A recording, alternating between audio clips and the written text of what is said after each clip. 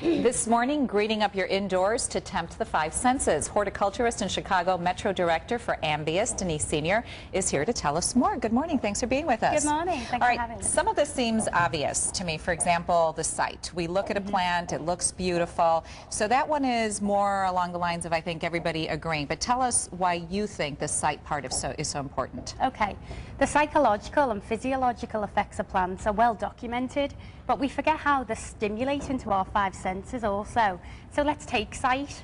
This plant in particular, a bromelade, is really aesthetically pleasing. It's stimulating with the bright colours against the green leaves. Yes. It's a beautiful plant. However, more functionally, plants are used as navigation tools within public spaces. If you think of shopping malls, airports, hospitals, plants are now used by space planners to navigate people around that space. So they don't just look great, they're really functional in the space too. Right, you can tell somebody make a left at the beautiful red plant or whatever. All right, and what's the next sense that we're going to talk about? Okay, well, let's talk about how plants are great sound masters. They can also help diffuse sound in buildings. Oh. So if we look at this plant here, this is often used in office buildings as a trailing plant. What is this one called? That's a pothos. And this is easy to grow, isn't it? That's a great plant to keep at home too, yeah.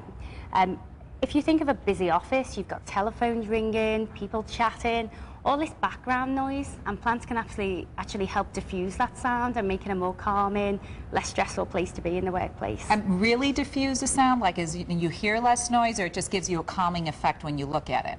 It's both, actually. It's all a calming effect psychologically, but they will actually diffuse the harsh noises of background in an office. Oh, it'd be nice to put near a ringing phone. Absolutely, yeah. All right. Or a crying baby, maybe. Oh. All right, and this is also one of those easy ones too. Are these related, these two? Do you know, not necessarily, but this one would need a lot more water than this one, for example. But the relation between them is the leaf shape and the leaf type. So things like noise deflection, these two would be great for it. But let's look at touch now, because that's an interesting sense too. If you want to feel this plant here, the Aralia. It feels, you know, texture-y. It's got a great texture, yeah. Plants again have been Now, what related. is this supposed to do for me as I'm feeling it up there? It's meant to have a calming therapeutic effect, which is often related to... No smell. No smell on that one, but again, if we think of different citrus trees, eucalyptus, again, this can invigorate our sense of smell and can even lead to us motivating to different actions based on the way it invigorates our senses. Okay, and then we have taste.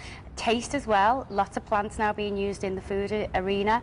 If you think of herbs, it's a great way to, again, bring in a natural substance into taste and invigorate the senses. All right, did we cover all of our senses here, or are we missing one? I think we've covered them all now. All right. All right, well, thank you very much. And one last thing I want to leave on, because I know a lot of people love their plants.